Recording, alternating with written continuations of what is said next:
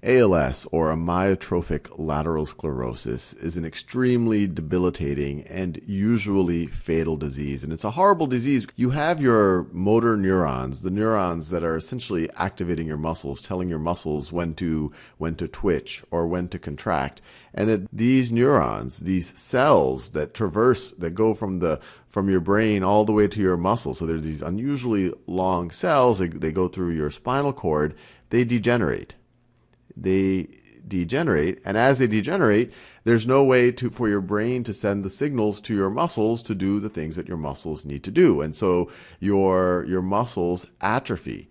And so that's actually where the first part of ALS comes from, the A in ALS, amyotrophic. A means no or not, or kind of the opposite. Myo is referring to muscle, and trophic is nourishment. So this is one way to think about it, is no muscle nourishment. But what's really happening is that the muscles start to die away because they can no longer be activated, because I guess you could say the wires, our motor neurons that would normally activate them, they degenerate.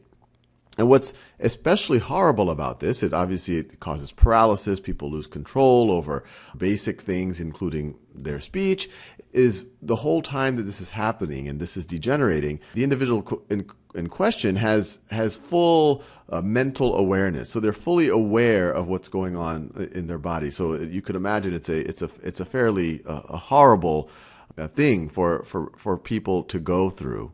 And there have been many famous cases of people with ALS, most famously probably Lou Gehrig. In fact, ALS in the US at least is often called Lou Gehrig's disease, one of the most famous baseball players of all time.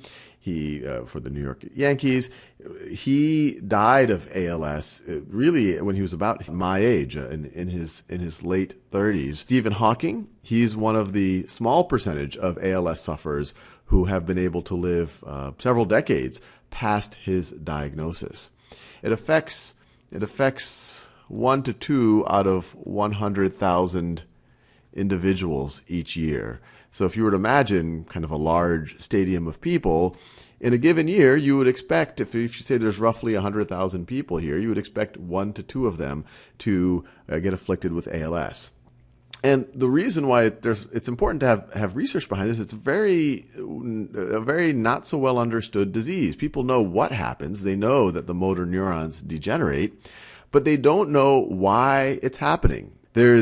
Scientists have identified some genetic component to ALS for some of the sufferers, but for the majority, they can't identify a genetic component, and it's unclear what environmental components are causing it, although people think there must be some environmental components. But as far as most people can tell, it just randomly afflicts people once they kind of get into their early middle age. So it's a really, really horrible disease, and it's really important that people have awareness for it, and that there is an appropriate level of funding.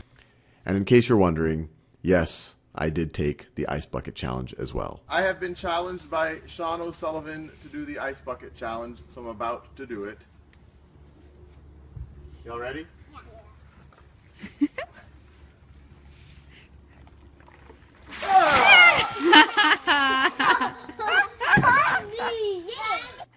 And I'd now like to issue the challenge to 3 other people.